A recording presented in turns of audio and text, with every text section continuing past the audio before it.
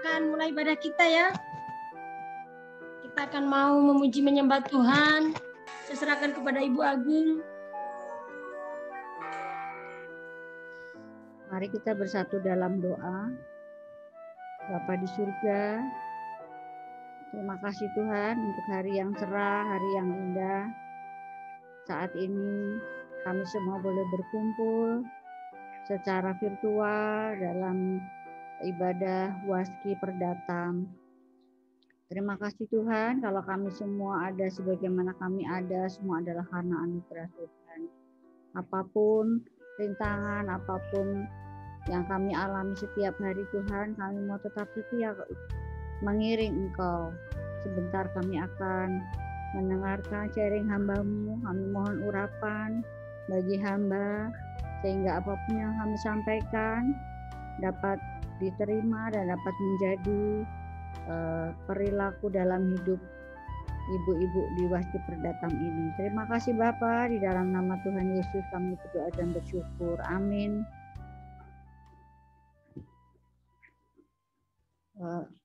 Saya izin share screen Bu Hera.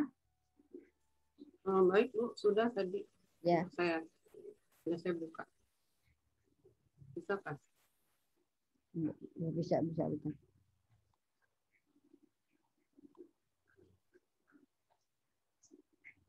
Sudah terlihat ya Ibu? Sudah ya?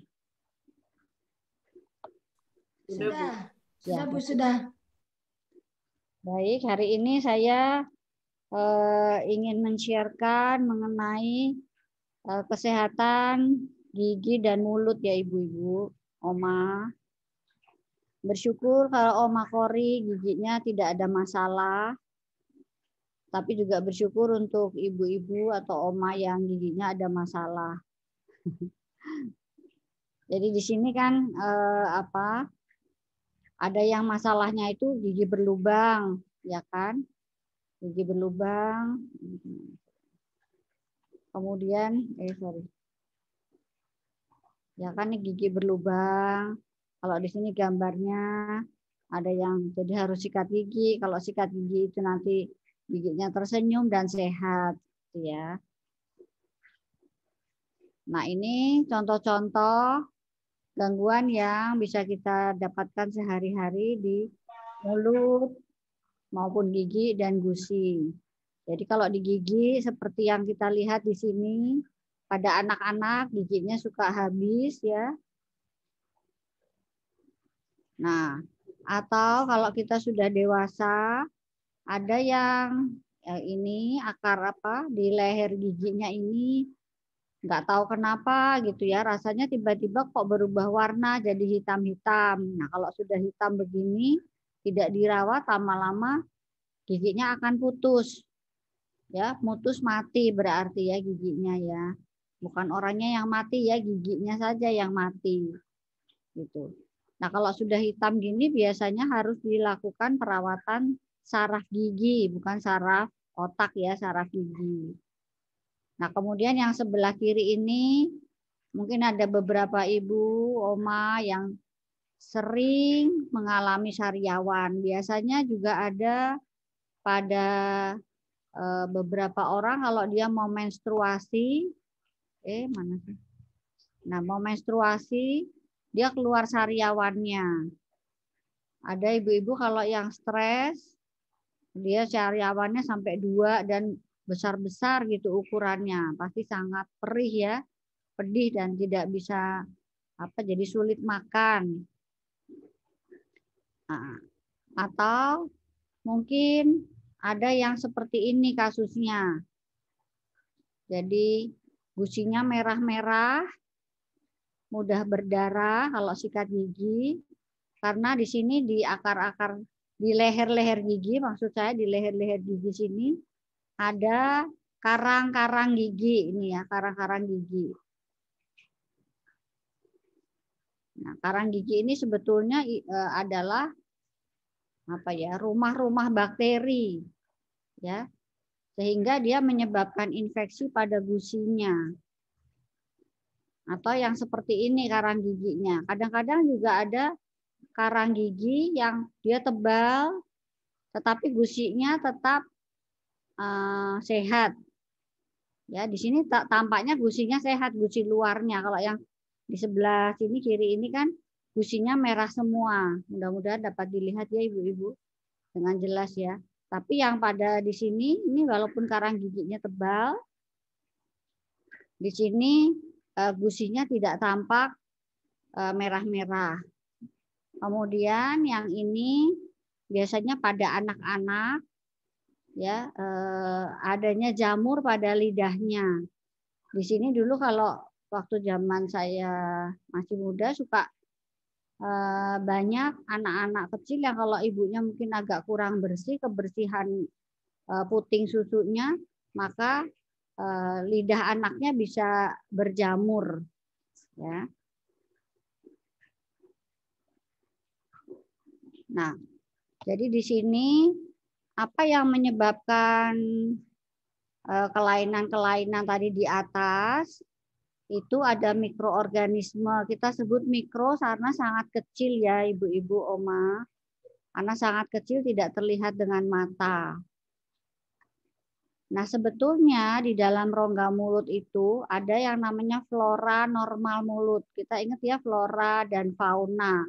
Kalau flora itu kan binatang ya. Jadi di sini ada hewan. Tapi yang kecil ya. Nah, dia ini kalau keadaan mulutnya sehat, maka disebutnya flora normal. Karena biar bagaimanapun juga pasti banyak bakteri di dalam rongga mulut, tetapi kalau keadaan kesehatan gigi dan mulutnya baik, maka kondisinya juga normal floranya ya. Nah, flora normal ini ada bakteri yang paling banyak ya. Kemudian ada jamur tadi seperti yang kita lihat di lidah anak-anak, atau ada virus. Kalau virus ini menularnya dari luar, bukan flora normal. Biasanya kalau yang virus ini terjadinya disertai dengan gangguan pada kulit biasanya, pada kulit. Atau pada bagian lain di luar mulut. Nah, kalau sifat bakteri di dalam rongga mulut itu ada dua, ya namanya bakteri aerob. Kalau bakteri aerob ini bakteri yang membutuhkan oksigen. Nah, bakteri aerob ini biasanya menyebabkan gigi yang berlubang. Kalau gigi berlubang, sudah kena saraf giginya, maka gigi itu akan nyeri dan berdenyut-denyut terutama malam hari. Nah, kemudian ada bakteri anaerob. Bakteri anaerob itu adalah bakteri yang hanya membutuhkan oksigen atau dia dapat hidup tanpa oksigen. Jadi kalau bakteri aerob ini adanya di permukaan gigi. Tapi kalau bakteri anaerob adanya di bawah gusi, jadi di sela-sela gigi. Nah, bakteri anaerob ini lah yang menyebabkan karang gigi yang kalau nanti sudah bertumpuk akan menyebabkan gusi berdarah dan lama-lama akan merusak jaringan gusi yang ada di bawah di sekitar akar gigi dan menyebabkan gigi goyang. Kalau gigi berlubang itu jarang menyebabkan gigi itu goyang. Jadi di dalam gigi itu makanya kan kalau kadang-kadang kita minum es yang dingin atau minum manis, panas ya gigi itu kan kadang-kadang terasa ngilu sedikit, oh tapi nggak apa-apa kita minum aja gitu kan. Nah itu karena ada saraf-saraf gigi yang ada di ujung-ujung dentin gitu ya. Saraf giginya itu ada mencapai di ujung-ujung dentin. Jadi kalau misalnya belum terasa ngilu berarti tidak ada gangguan pada dentinnya, belum ada. Tapi kalau sudah mulai minum panas itu nyeri atau ngilu sedikit atau minum dingin itu nyeri berarti dentinnya sudah terpengaruh. Nah, ini kita lihat, ini hanya ilustrasi ya. Kalau ini gigi yang sehat, ya. Kemudian kita lihat di bawah ini di kiri kanannya mulai tampak ada kuning-kuning nih. Ini mulainya tadinya adalah lapisan tipis, seperti kalau sebetulnya gigi ini seperti apa ya? Karang gigi itu seperti lumut. Gitu. Kalau gelas ya, gelas itu dikasih air, kemudian tidak ditutup kan lama-lama tepi gelasnya itu akan licin. Nah, itu ada lumutnya. Nah, ini juga gitu kalau gigi itu nanti kalau kita rasakan di sore hari setelah kita pagi hari menyikat gigi, kadang-kadang sore hari permukaan gigi itu mulai terasa licin gitu. Nah, kalau yang udah kuning-kuning gini nih, ini udah nggak licin lagi. Gitu ya. Nah, di sini ada beberapa gambar. Ada yang nih kalau ini lubangnya di atas. Kalau lubang itu mulainya dari atas atau kadang-kadang dari samping yang kita pikir itu bukan dari atas. Tapi padahal itu aslinya dari atas juga awalannya. Atau gangguannya di bawah nih, di bawah. Yang kuning-kuning ini adalah pelak gigi ya, atau nanti kalau sudah tebal dia menjadi karang gigi. Yang seperti ini karang gigi yang tadi ada gambarnya di atas, ini karang gigi. Keras, tidak bisa dicongkel dengan tangan atau dengan sikat gigi, harus dengan alat. Ini gambarnya, kalau giginya itu kan kotor, kemudian kita lakukan sikat gigi, nah dia akan sehat. Nah, bagaimana terjadinya karies gigi itu adalah lubang gigi ya ibu-ibu dan oma. Jadi pada tahap yang pertama ada lapisan pelikel. Pelikel atau lapisan tipis ya, ini didapat dari luar.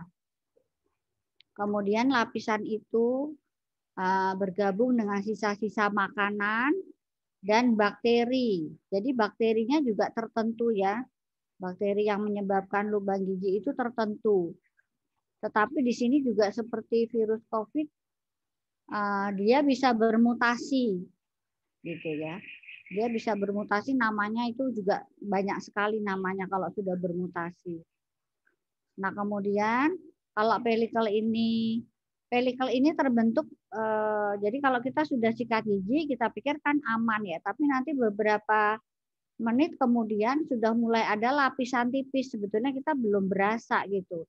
Nah, kalau lapisan ini tidak dibersihkan, lama-lama akan menjadi plak. Ya.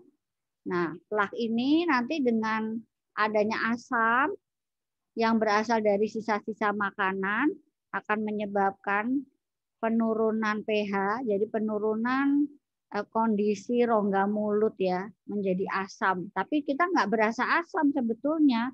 Di mulut kita tidak terasa asam, tetapi ini kan secara teori terjadi penurunan pH dari rongga mulut. Nah, kemudian terjadi pelarutan dari email. Email itu sebetulnya lapisan yang paling keras dari permukaan gigi.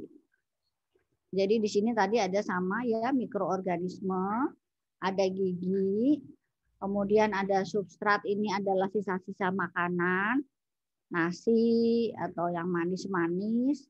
Kemudian dengan berjalannya waktu yang lama gitu, lama-lama akan terjadi karies atau lubang gigi. Nih ya, seperti ini. Dari atas sampai ke samping. Ya, makanya kalau lubangnya di samping seringkali agak sulit ya. Ya walaupun dokter gigi harus bisa melakukan pembersihan dan penambalan yang maksimal, tapi seringkali juga tidak berhasil ya. Ini sama sebetulnya, jadi ada nih bakteri, kemudian ada sisa-sisa makanan yang manis-manis. Ini akan menghasilkan asam yang tadi akan menurunkan pH rongga mulut, kemudian dia menempel, menyerang gigi, maka giginya akan berlubang. Yang kanan sama ya, kenapa gigi saya berlubang? Ada Ada gula, coklat. Coklat ini kenapa sih sebetulnya nggak boleh? Sebetulnya bukan nggak boleh ya, tetapi kalau coklat itu kan dianggapnya lengket ya. Kalau kita nggak sikat gigi, padahal kita pikir kadang-kadang juga kita udah makan coklat nggak apa-apa gitu. Tetapi memang pada satu individu bermasalah, pada individu yang lain tidak bermasalah sih gitu ya. Ini kemudian ada bakteri, kemudian menyebabkan perubahan pH dari rongga mulut, bereaksi dengan email gigi tadi, dan menjadi gigi berlubang. Nah, sebetulnya tadi pelikel itu sama dengan lumut ya, saya bilang. Jadi kalau di batu-batu gitu ya, di luar atau di gayung kamar mandi ya, saya tadi lupa nih. Gayung kamar mandi itu kan kalau lama-lama kan ada ijo-ijonya gitu ya. Kadang-kadang kalau kita malas membersihkannya, lama-lama ijo-ijo yang digayung itu kan berkerak ya, berkerak jadi putih warnanya terus keras, sulit dibersihkan ya, gitu. Atau mungkin di dalam botol gitu, bisa juga kemasukan lumut ini kalau botolnya tidak rapat ya.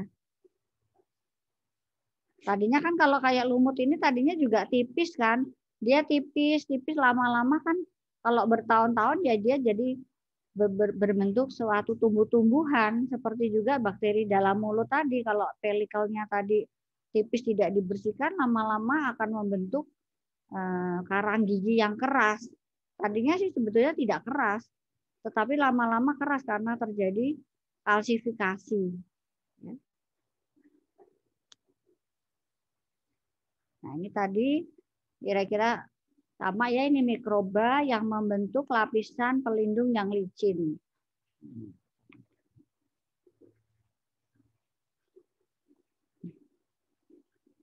Nah ini kalau yang sekarang itu pelikel itu disebut dengan biofilm. Jadi biofilm ini ada di dalam rongga mulut pada gigi, atau juga biofilm yang di semesta alam itu tadi yang saya sebut lumut tadi, itu namanya juga kalau bahasa bagusnya biofilm.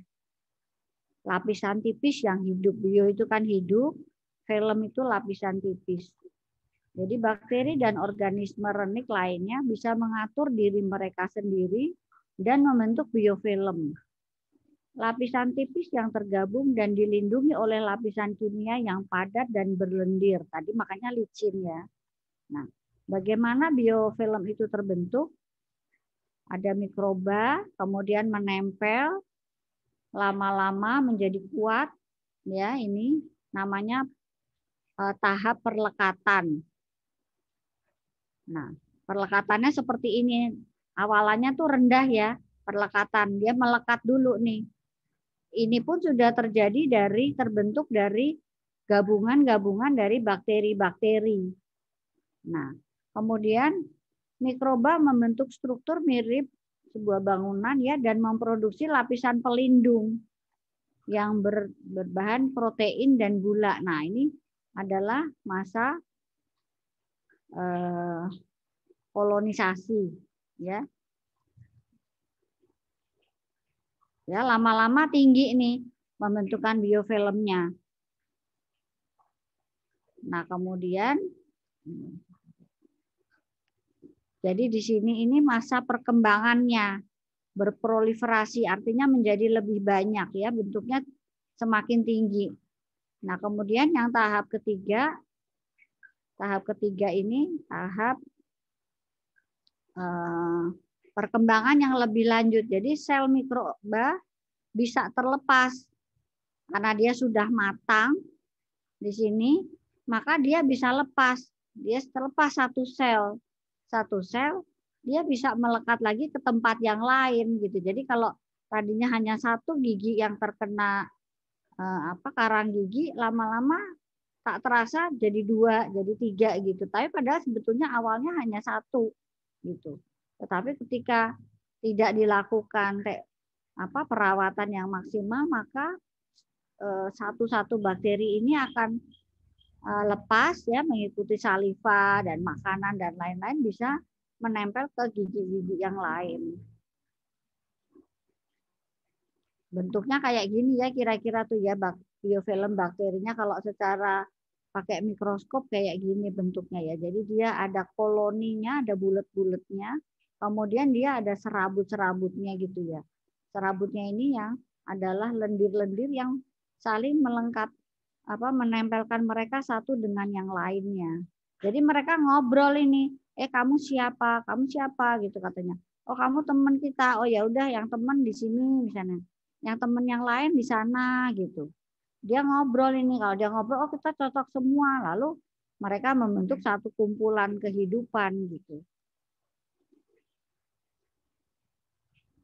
Ini kira-kira gambarnya juga harus sama. Jadi tahap-tahapnya ada perlekatan, nih ya, melekat di permukaan gigi. Kemudian ada tahap berikutnya, ya, awal dari kolonisasi. Sebenarnya kolonisasi kan kayak kalau koloni penjajahan ya, tadinya sedikit gitu karena dia takut kalau sedikit gini kan kalau kita bersihkan dia mudah ya. Nah, tapi kalau tidak dibersihkan maka kolonisasinya ini menjadi lebih banyak tuh. Menjadi lebih banyak, lebih tebal. Karena dia berkembang biak. Nah, setelah dia berkembang biak banyak, dia matang. Kalau matang nanti dia lepas lagi satu-satu selnya gitu.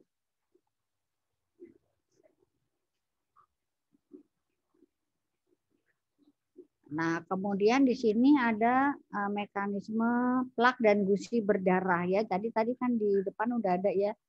Jadi ada pelikel yang tadinya warnanya transparan, kita tidak bisa melihat ya, tapi ada rasa-rasa yang licin kalau mulai sore hari gini nih, kalau kita perhatikan di permukaan gigi kita akan ada terasa yang licin.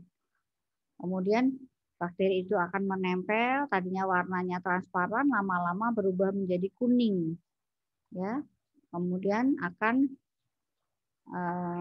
diendapkan di permukaan gigi. Walaupun setelah menyikat itu pasti akan ada, gitu.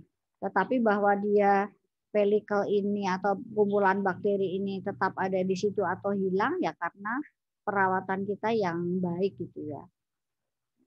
Nah di sini kalau ada kuman di dalam plak pada permukaan karang gigi adalah kalkulus ya, dapat menyebabkan peradangan pada gingiva yang warnanya merah-merah tadi.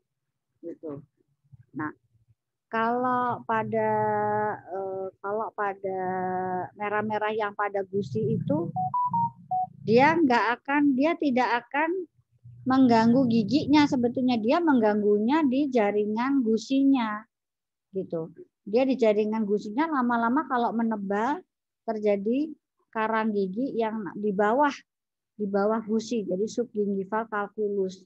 Nah, ini lama-lama dapat menyebabkan peradangan yang warnanya merah tadi ya, dan kerusakan jaringan periodontal. Kalau sudah parah, maka giginya itu bisa goyang dan bisa lepas sendiri. Jadi ada beberapa penyakit yang ada bakteri tertentu, bakterinya itu menempelnya pada gigi geraham bawah dan gigi depan atas. Kalau bakteri yang tertentu itu ada, maka suatu hari gigi itu akan miring dan goyang dan akhirnya lepas. Tapi sebetulnya sudah ada terapinya kalau pasiennya itu menyadari. Nah, bagaimana kita merawat kesehatan gigi dan mulut? Ya kalau rajin, kita rutin periksa ke dokter gigi. Kadang-kadang memang kita pikir, ngapain ya, gigi kita nggak apa-apa gitu, ngapain saya ke dokter gigi gitu. Kemudian kita sudah tahu penyikat gigi 2 kali sehari minimal setelah makan atau sebelum tidur. Setelah makan maksudnya supaya tidak ada sisa makanan yang melekat ya, baik setelah makan maupun sebelum tidur gitu. Nah, memang kadang-kadang ada beberapa dari kita juga yang menyikat giginya sambil mandi, sarapannya nanti aja toh nggak apa-apa ya. Kalau itu biasanya setelah sarapan usahakan untuk kumur-kumur. Kemudian kita makan makanan dan minuman yang sehat gitu ya. Nah, ini kalau misalnya yang sebelah sini cara menyikat gigi ya, cara menyikat gigi itu sebetulnya diputar ya, maksudnya diputar. diputar supaya gusinya itu tidak rusak. Kalau kita gosok-gosok kiri kanan, biasanya yang rusak itu, yang lebih sering rusak adalah di daerah gigi taring. Jadi gusinya lama-lama naik. Bentar ya, tadi gambarnya di atas. Mana ya? Enggak ada ya. Gusinya itu lama-lama naik dan jadinya mudah nyeri giginya gitu. Makanya usahakan untuk diputar supaya gusinya itu tidak rusak. Demikian juga di yang bawah diputar sikat giginya. Dan jangan terlalu kuat. Kalau terlalu kuat yang kalah itu gusinya sebetulnya, bukan giginya, bukan sikat giginya, tapi gusinya yang kalah. Kalau kita sikat giginya keras dan kuat gitu, kan gigi kita kan bukan kayak kamar mandi yang harus disikat gitu ya, disikat kuat-kuat gitu, bukan kan? Gitu. Jadi sikatnya jangan terlalu keras. Nah, kemudian ini sikatnya biasa untuk geraham, maju mundur, kemudian bagian dalam dan permukaan lidah usahakan untuk disikat juga agar bakteri-bakteri yang melekat di permukaan lidah itu mudah maksudnya tidak ada kesempatan dia untuk berkembang biak. Demikian ibu-ibu dan oma, terima kasih. Tuhan Yesus memberkati. Semoga bermanfaat. Baik, ibu-ibu. Jadi Ibu Agung sudah memaparkan sama kita tadi bagaimana penyebab gigi kita berlobang, gigi kita goyang. Saya dulu pernah ya ketemu orang tua umurnya sudah 80-an tapi giginya bagus semua. Jadi nggak ada yang rontok giginya. Nah, mungkin itu karena pengaruh makanannya juga kali ya. Mungkin dia pengaruh makanan. Nah, itu gigi bagus. Nah, kita ini mungkin karena kurang memperhatikan kesehatan gigi. Dan kalau kita nggak jaga kesehatan gigi berpengaruh juga kan ke kegiatan kita, nggak bisa doa. Saya pernah itu doa pagi sama Pak Eras, gigiku nyut nyut nyut, jadi nggak bisa doa ibu-ibu beneran.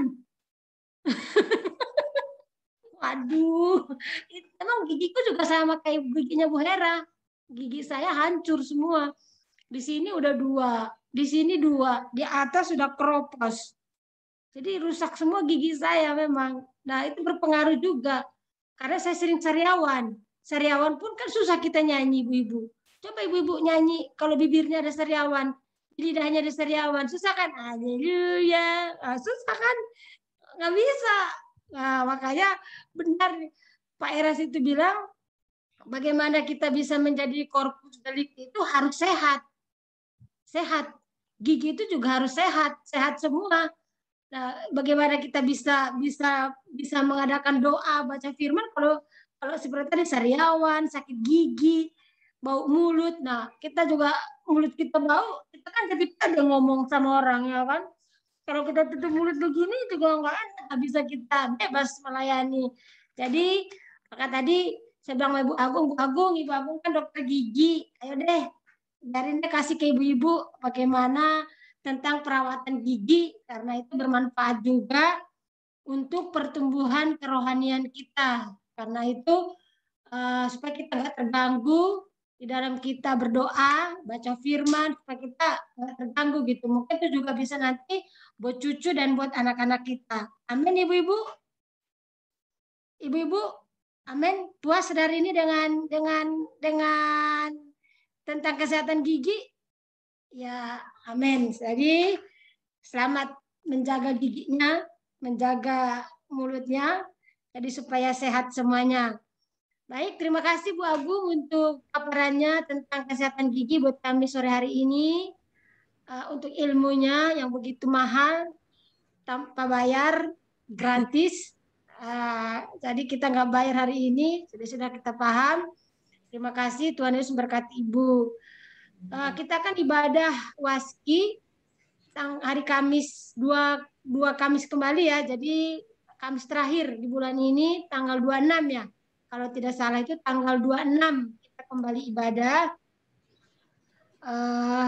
Mari ibu-ibu yang hadir pada sore hari ini, kita tetap setia dalam ibadah waski ini. Saya percaya bahwa dalam ibadah ini kita banyak mendapat hal-hal yang baru yang Tuhan berikan bagi kita. Jadi jangan hari ini, kok hari ini kita belajarnya gigi sih. Itu sangat penting ibu-ibu. Mungkin nanti ada yang juga menyampaikan tentang membuat makanan juga gak apa-apa. Ibu-ibu, saya mau deh Bu Remi mau memaparkan tentang cara bikin jamu, kata Bu Yuni. Gak apa-apa juga buat ibu-ibu supaya kita bisa bisa mengerti gitu loh. Nah, atau mungkin nanti juga kami dari mungkin kalau Ibu Agung atau nanti dari saya akan menyampaikan tentang bagaimana konseling. Nanti juga kita akan berikan ke ibu-ibu bagaimana kita sebagai konselor, ya ibu-ibu ya, konselor supaya anak-anak kita nggak konselingnya ke yang lain. Jadi atau cucu kita nggak konselingnya ke yang lain. Misalnya cucu kita patah hati, patah cinta, jangan sampai mereka itu lari kepada yang lain. Nah, jadi nanti kita juga akan menyampaikan ke ibu-ibu bagaimana konselor yang baik. Amin, ibu-ibu mau? Kadang-kadang kan kalau cucu kita mau ngomong, sana, ya kan? Padahal, Oma, saya itu gini, Oma, sama teman saya. Atau sama gini, Mama, saya kan tadi di sekolah begini. Makanya kamu jangan nakal sih. Nah, kita langsung cubit. Nah, ya kan? Oma, itu tadi teman saya cubitin saya. Panas, panas. Nah, kita nggak nanya. Kita nggak mau jadi pendengar yang baik. Ada apa? Kenapa? Nah, kita sudah diam. Ya, coba nak kami ceritakan. Jarang kan kita? Gimana? Jarang kan ibu-ibu? Iya, jadi nanti kita juga akan memberikan suatu pemaparan bagaimana menjadi seorang konselor. Jadi artinya hanya sekilas aja supaya ibu-ibu dan oma-oma bisa menjadi konselor buat cucu dan juga anak-anaknya. Amin. Ibu-ibu, baik kita akan tutup ibadah kita. Mungkin Ibu Hera yang akan menutup dalam doa. Silakan Bu Hera. Baik, kita mengakhiri ibadah waski perdatan Kristai perdatan ini. Kita mau sama-sama tundukkan kepala. Bapa di dalam surga, di dalam nama Tuhan Yesus Kristus, Tuhan dan Juru Selamat kami, Allah yang hidup, Allah yang kudus, Allah yang layak kami sembah. Bapa di dalam surga, terima kasih untuk ibadah waski hari ini Tuhan. Kami sudah memuji memuliakan nama-Mu, kami sudah meninggikan nama-Mu bersama-sama Tuhan, walaupun lewat online ini, lewat Zoom ini Tuhan. Kami juga sudah mendengarkan seminar tentang kesehatan gigi Tuhan yang dibawakan oleh Ibu Dokter Agung Tuhan. Terima kasih untuk seminar ini boleh menambah pengetahuan kami untuk merawat diri kami Tuhan, supaya kami mempunyai gigi yang sehat, sehingga dengan gigi yang sehat kami bisa memuliakan nama Tuhan dengan sempurna Tuhan. Supaya dengan gigi yang sehat kami bisa melayani keluarga kami dengan baik. Terima kasih ya Bapak, berkati Ibu Agung lebih lagi Tuhan dalam melayani pekerjaan Tuhan. Kami ucap syukur ya Bapak pada sore hari ini. Berkati Ibu Remi sebagai pemimpin kami Tuhan di dalam waski ini. Tuhan juga selalu anugerahkan hikmat daripada-Mu ya Bapak. Curahkan beliau ya Tuhan. Untuk ibu-ibu semua yang hadir pada sore hari ini juga Tuhan, kiranya berkati kami semua Bapak, supaya kami terus memelihara hati nurani kami Tuhan untuk lebih berkenan di hadapan-Mu, untuk lebih mengasihi Engkau lebih dari segalanya. Terima kasih ya Bapa, kami berdoa pada sore hari ini. Kami menyerahkannya di dalam nama Tuhan Yesus Kristus. Haleluya. Amin. Terima kasih. Amin. Terima kasih Bu Hera. Terima kasih Bu Agung. Terima kasih Ibu semuanya. Kita berfoto dulu. Berfoto dulu. Foto dulu Bu. Foto dulu. Ayo yang mau buka video. Videonya dengan senyum. Nah, Bu Ermi, Bu Yuni, Bu Tami, Bu Sarah, Bu Yuni. Ya, Bu Tami kok balik lagi tutup. Oke, Bu Yuni, Ini mau foto enggak? Bu Sarah. Ya, ayo Bu. 1, 2, 3. Ada iya. Ayo Bu Sarah buka Bu. Ya, sekali lagi. Udah. Oke. Oke, ayo Bu. Selamat Senyum.